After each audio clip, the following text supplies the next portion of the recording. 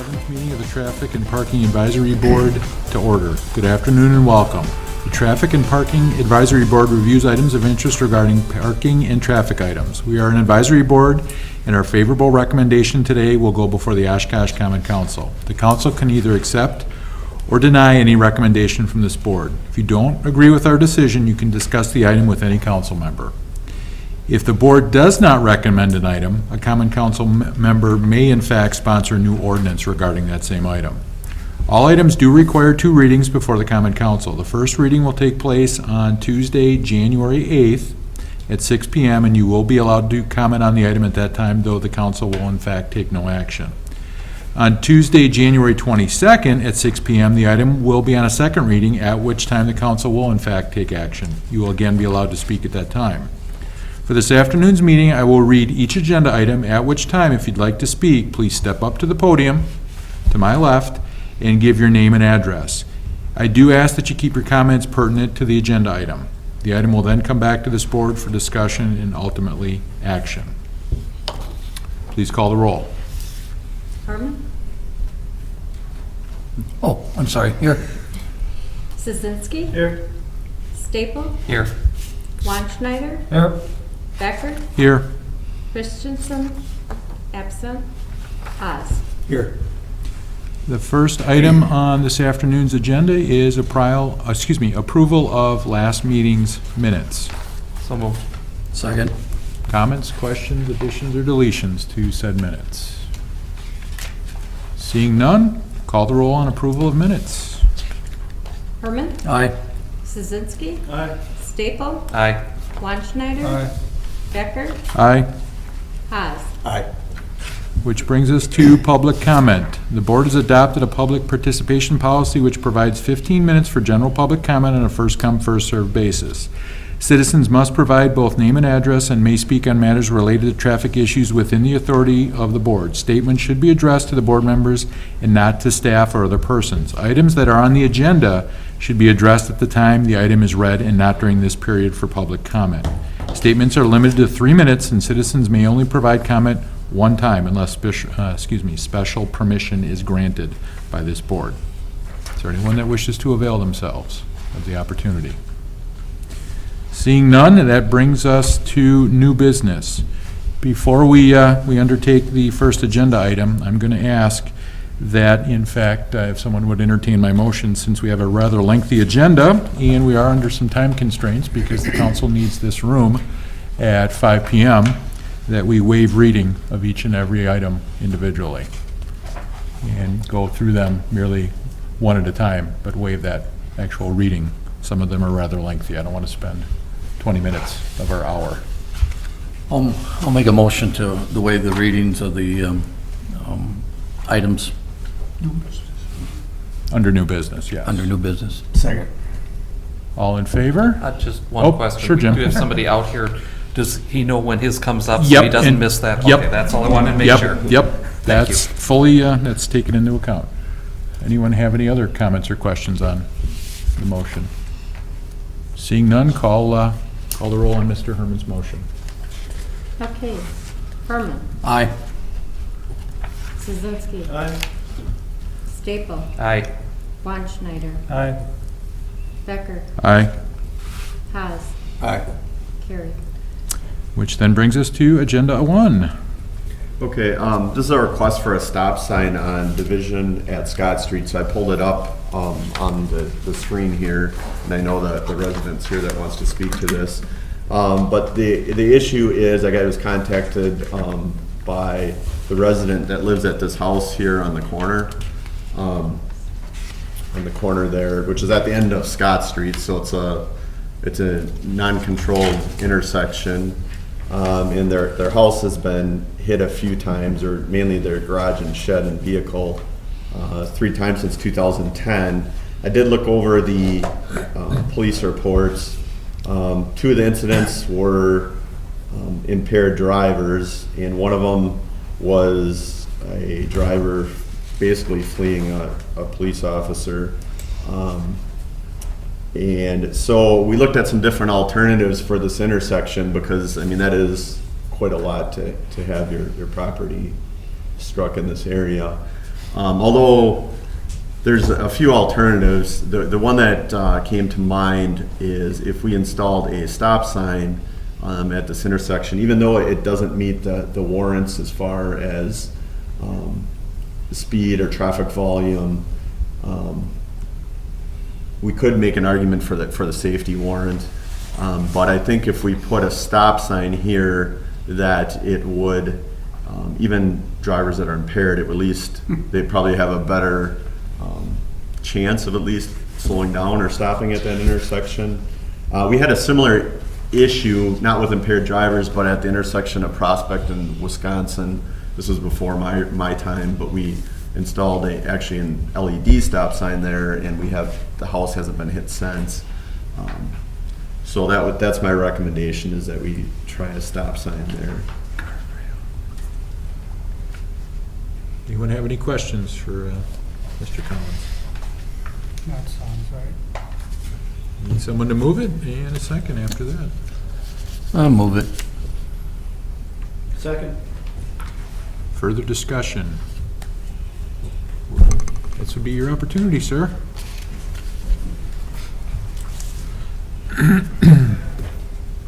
Name and address, please. Chad Dillinger, 902 Central Street. Actually, it was my wife that got in contact with you about this.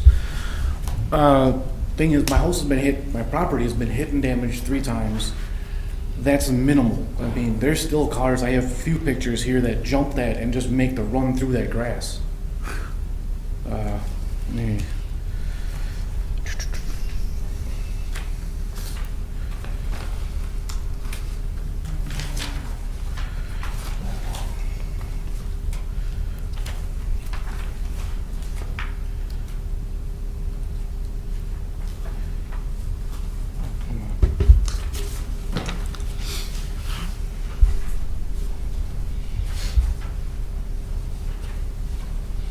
I love pictures. Makes things easy.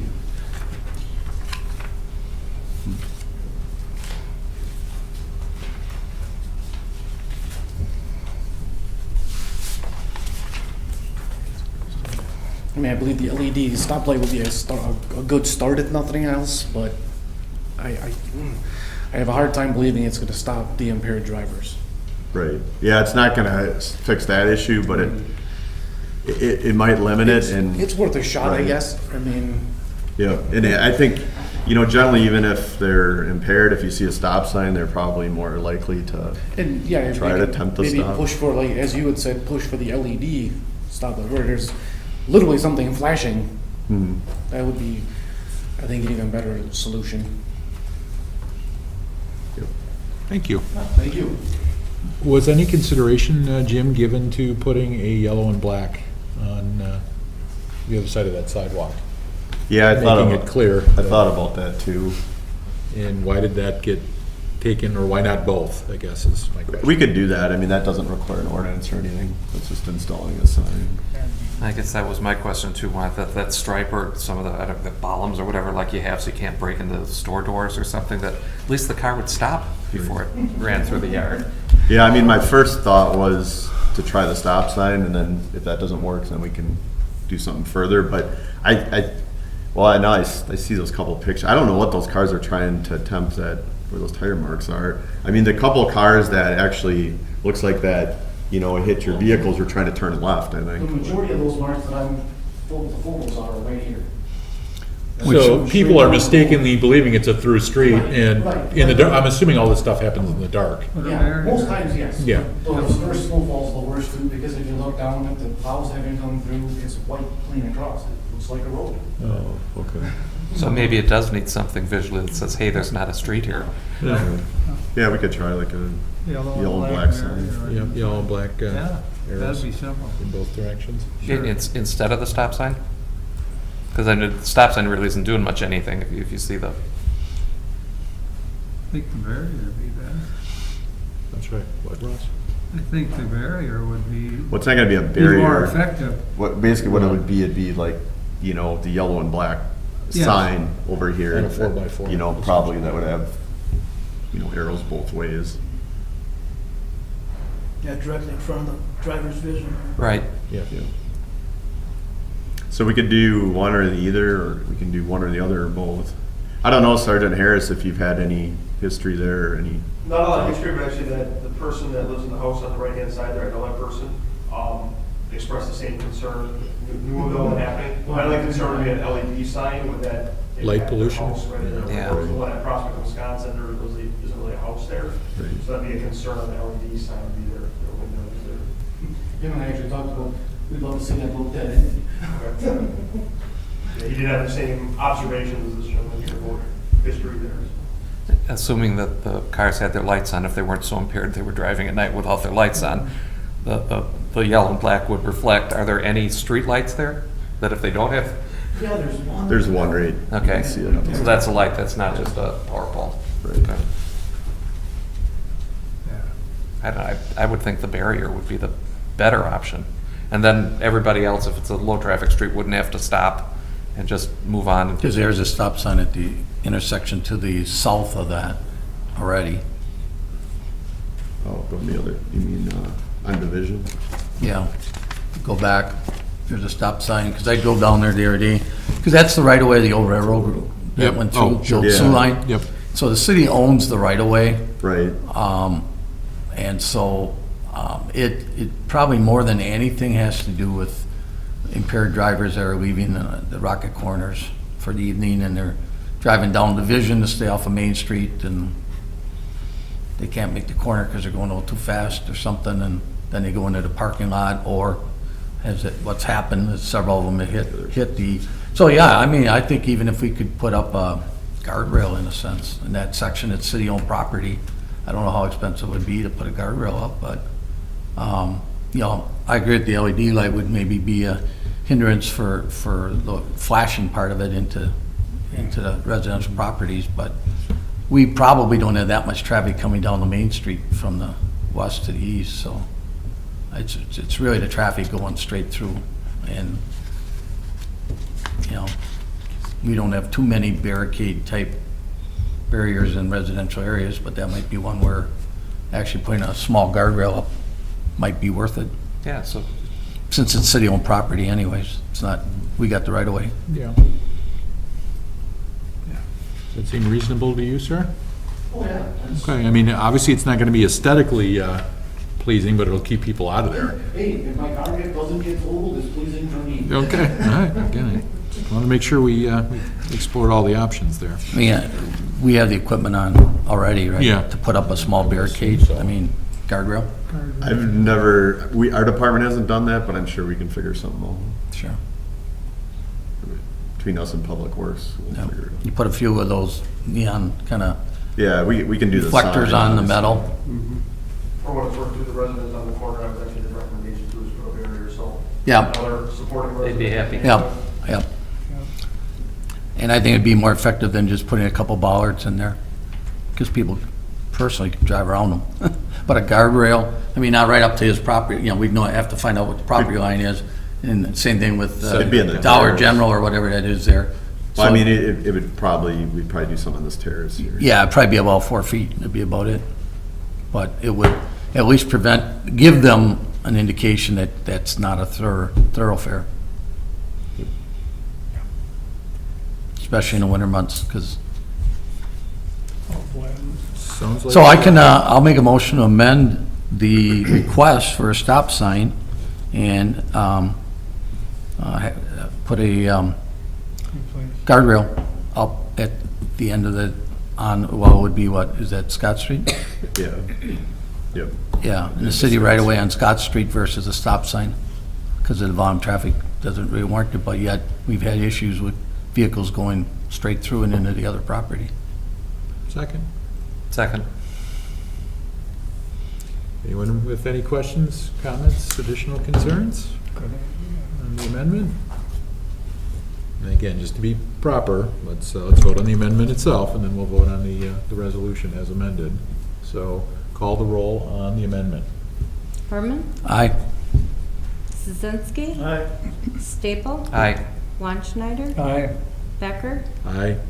Haas, Aye. carried 6-0. So now we'll go back and vote on the resolution as amended to make it a barricade in the location that was discussed. Questions, comments? Seeing none, call the roll on the newly amended request. Herman, Aye.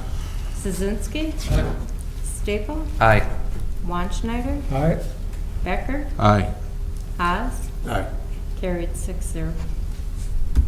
Which brings us to Agenda 2. Mr. Collins. All right, number 2, that's just formalizing a loading zone by the arena on South Park on the south side from North Main to the eastern terminus. We currently have it signed. That was, I think I reported at last meeting that the herd organization and the arena had requested a pickup drop-off area for the third transportation network companies like Uber and Lyft. And OPD blocks off South Park going east at Main during events, and they only allow people access that are either going to handicap parking or now if they're with Uber or Lyft or one of those companies. So we worked with OPD on some alternatives and their special event sergeant, and this is what we came up with. And he said it's working well. The arena said that it's working well. So this would just be formalizing that in code. Need a second? Second. No comment from the public? Anyone with any comments on the board level? Any discussion? Any questions? It's something that's been being done for the last few months. Yeah. Seems to have worked well, so. No one has any questions? I'm going to ask that the roll be called on 2. Herman, Aye. Szynski, Staple, Aye. Wanschneider, Aye. Becker, Aye. Haas, Aye. carried 6-0. Which brings us to Agenda 3. This is basically cleaning up the parking on Court Street now that Court Street's reconstructed. Basically, the gist of it is there was angled parking there before, and now the road was narrowed. So now we only are able to do parallel parking there. So this is just cleaning up that code from angled parking to parallel parking. And then the 50 feet is just clearing, which is already prohibited by code, 50 feet from a bus stop, but just clarifying that in that code as well. Need a second? Second. One question I have, Jim, is time restriction prior to this request. Because we're asking for Sure. 4-hour parking. What is it now? It was 4-hour parking before. So there's no change there? It's the same. Okay, all right. The only thing that's interesting there is there was additional signage on Court Street for 4-hour parking in other areas than just this, but it's not in the code anywhere. And I actually went down there and I've been kind of keeping an eye on it, and other than these areas, I don't really see the need for it, so it's not in the code now, so this is what's already in the code. We can revisit it if it ever becomes an issue, but other than Waterfest, I don't really see too many people parking down that area. Obviously the 4-hour parking's more for the visitors to Court Tower, so that, guests can come and go. Other than that, I don't really see any need to limit it. Anyone else with anything for Mr. Collins or any discussion? Seeing none, call the roll. Herman, Aye. Szynski, Staple, Aye. Wanschneider, Aye. Becker, Aye. Haas, carried 6-0. Agenda 4. This is another cleanup item. This is actually from when Main Street was reconstructed. When we were going through and updating the parking layer in our GIS system, we noticed that they took care of the code on the east side, but on the west side from Algoma Boulevard to 507 feet north of Parkway, the code wasn't changed. So basically what this does is it matches what's on the east side to the west side as well. So the wording is 2-hour parking North Main Street from 112 feet north of Algoma to 507 feet north of Parkway, except as otherwise specifically indicated. So in those areas that are specifically otherwise indicated are basically the crosswalks. And so that would be 9 a.m. to 6 p.m. daily except Sundays and holidays. So there's that, and it's already signed that way. And then the same thing with the no parking on North Main at the south intersection of Church and the south intersection of Parkway. Those are turn lanes. And they're already signed as no parking, but it just wasn't clarified in the code. So this is, in order for a code to be enforceable, it has to be properly in the municipal code and then be properly signed. So these are already signed. It's just cleaning up the code book, basically. Need a second? Second. Anyone? Questions? Issues? Call the roll on 4. Okay, Herman. Aye. Szynski. Staple. Aye. Von Schneider. Aye. Becker. Aye. Haas. Aye. Carried 6-0. Agenda 5. Okay, and agenda 5, and this is parking cleanup on Otter. As you know, Otter was just finished being reconstructed. So what we did is, between me and my our sign department, we went and looked at what the current code is and then how it is now with the reconstruction. So there's a number of cleanup items. One is just adjusting the distance so that we clear the bus stop again 50 feet, which is already prevented by code, but this just cleans it up. That's what the first couple items are. Then there's a very minor distance correction on the next item. It's only like a foot, so it's just cleaning up the code. And then the next one's also with a bus stop, and that's at Broad and Court. And then another minor distance correction. And then there were 2 ordinances that we combined into one. That's the next one. The 2-hour parking from 129 feet east of State to Court between the hours of 9 and 6 daily, except Sundays. There were, basically it said the same thing, but it was in 2 different lines. So that just combines those 2 into one code item. And then another minor distance correction for the 15-minute parking.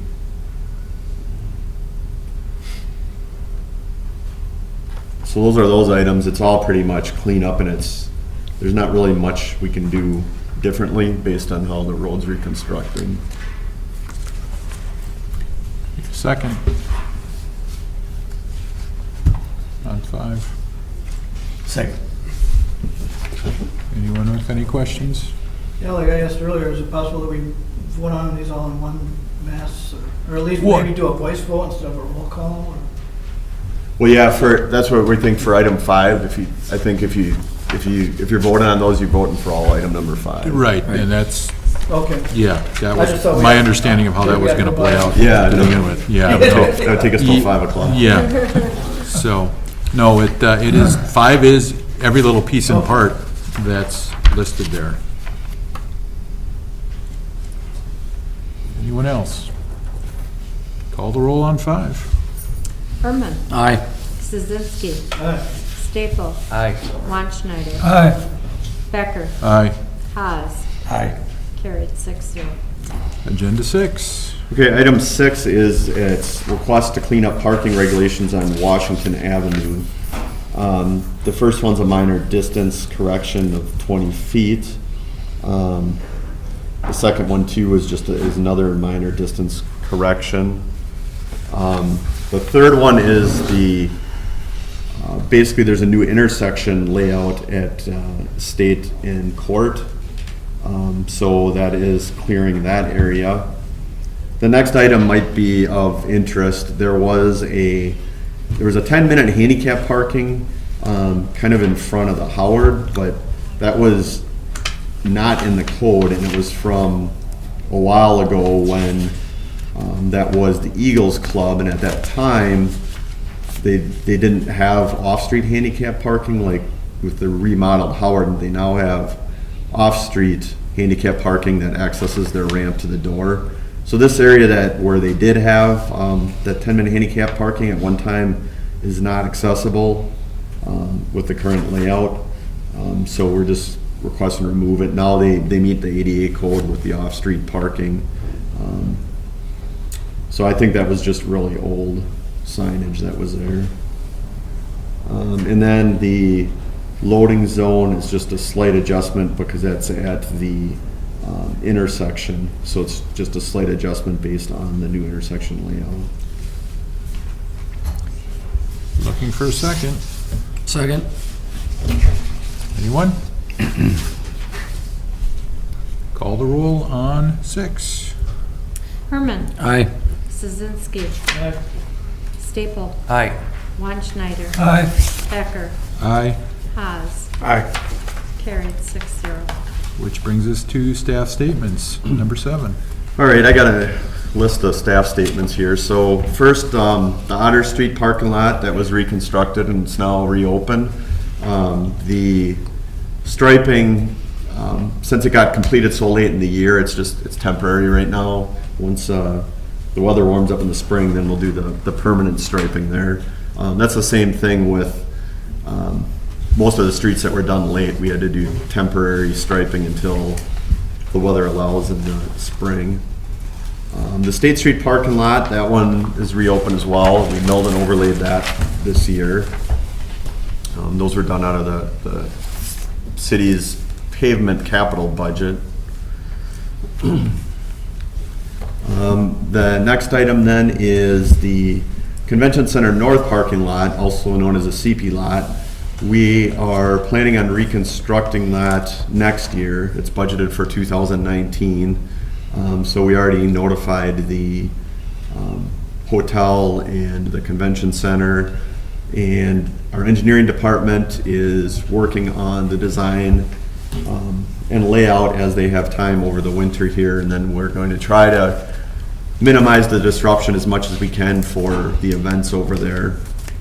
We're not sure exactly when the reconstruction will be, but I'm assuming it'll either be spring or fall. Most likely it'll be right after the Waterfest series, but that depends on the bidding process and how soon engineering can get everything done. So that's budgeted for this coming year. So that'll take most of our pavement budget for 2019. And then the 10th Avenue parking lot, we've talked about the Oregon Street parking situation at a couple previous meetings. So we will consider reconstructing that one in 2020. That would provide some more parking for businesses in that area.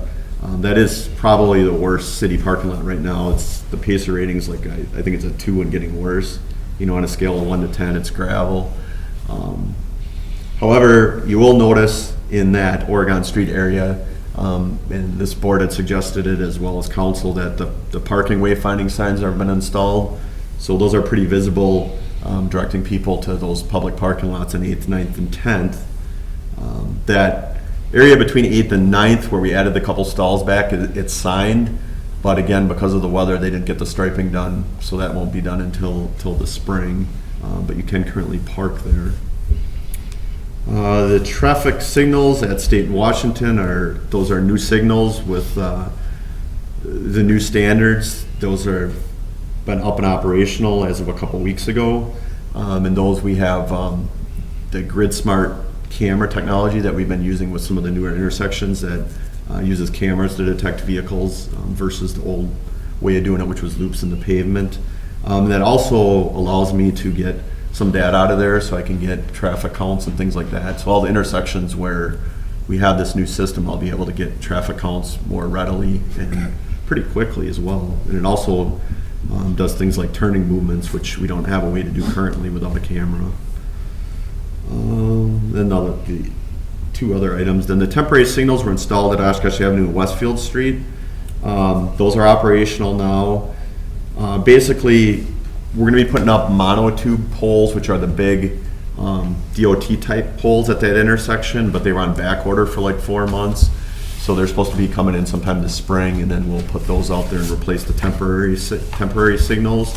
And what those do is they put the turn or the signal head over the lane, so it makes it safer for motorists to know which signal is for their lane. Right now, we just have what they call the trombone arms that don't quite go all the way across the lane. But that intersection is signalized again, so that's good.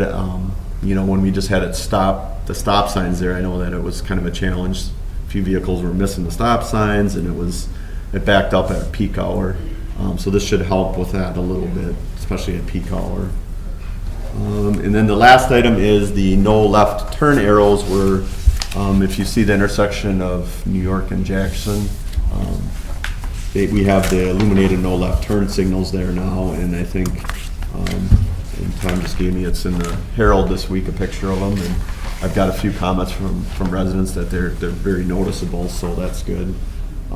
I think that'll really help. I know, I guess it's Lieutenant Harris now, right? I said Sergeant before, so, but it's Lieutenant Harris now. But I know that's something that he'd asked when we're gonna get those done, so hopefully that helps make their job easier too. So, yeah. Is there any more accidents at all? Or? I don't know if you've had any. Not that I recall hearing on the radio, I mean, obviously, a couple things every now and then, but I was during that time, and I can't recall, whether they've been out for 2 weeks now. Yeah. I don't recall an accident during 3 to 7. See a lot of people complain on Facebook about it. Well, and there, I have witnessed a few violators, so, I mean, it's not taken its full effect quite yet, apparently, but. Right. Yeah, and they're programmed so they only come on from 3 to 7, so that's kind of cool too. It took us, our guys a little bit to figure that out, but they got it all working. So, I do have a couple of questions on a couple of these things, Sure. Jim. Convention center parking lot. Again, maybe to you as well, Mr. Herman. When the RFP goes out, I think we need to make sure that we don't infringe on Waterfest. I mean, because I'm assuming that parking revenue, am I wrong, goes to who's ever the sponsor of the night? Well, not on that lot, it was the other lot. Okay. Down by the river but was which- okay. what Waterfest had reserved or was using in that, but it impacts the whole area, so yes, I would hope that the bid would be set up so that it would not be constructed till after Waterfest and the majority of main functions, because Touch the Truck is in August too, and there's a few other functions that, the leach will be used quite extensively. yeah, that's definitely the plan. I was hoping to get it done in spring, but our engineering staff they got some limited resources, so they didn't know if they were going to get it done in time. So then our intention would be to do it in the fall.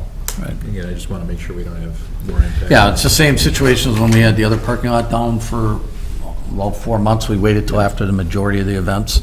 Right. The convention center and the hotel, there's nothing they can really do. I mean, when they book weddings or events at the convention center, it is what it is. Yeah. Parking will be at a premium, and they'll have to maybe do some shuttling with getting people to and from, depending on how it works out. The number 12, the traffic signals at State and Wisconsin, or Washington. The, one of the comments I've heard with the new traffic light configurations, with the new cameras, it deprives traffic of the warning that the light's gonna change because the crosswalks don't flash prior to the light change. That's true, but because you have to push the button if you want to cross. True, but I don't know if we've seen an increase in people trying to sneak their way through. Okay, well, again, That is the downside to having the camera system. So when we do that, in order for a pedestrian to get the walk signal, they have to push the button, which we do get that once in a while. People are like, well, the walk light doesn't come on, and then we have to tell them, well, there's a sign there that says you have to push the button, so they push the button, and then, it only comes on when someone pushes the button to use it. true, but again, that walk and don't walk sign is indicative of the light gonna change, as well as you approach. And our comment is, if you're driving, look at the signal, not the pedestrian signal. Well, no, but it does provide some warning so that people are aware that it's gonna change, so. True. Just an observation. That's the same thing, with we get the pedestrian countdown heads, it's drivers use that to time the signals. It's like, that's not what that's there for. but- That works both ways, though. Yes. People that are a little farther back decide it's Yeah, better slow down and gotta stop. Yep. yeah, but unfortunately, there's nothing we can do about with the actuation, because basically what it was, the old way it was done is they were timed, so, and the downside to those is that, when you time it, so on the minor street, if there's, there might not be any traffic, but you're still gonna get a red light, at the major street to stop, so it's a trade-off. Can't help that. It is. All right, Mr. Chairman, I move that we adjourn. Second. All in favor? Aye. Does anyone have any agenda items for future meetings? Seeing none, I will entertain a motion to adjourn. So moved. Second. Call the roll. Herman. Aye. Szynski. Staple. Aye. Von Schneider. Aye. Becker. Aye. Haas. Aye. Carried. Have a good evening. Well, thanks, we got that done quicker than.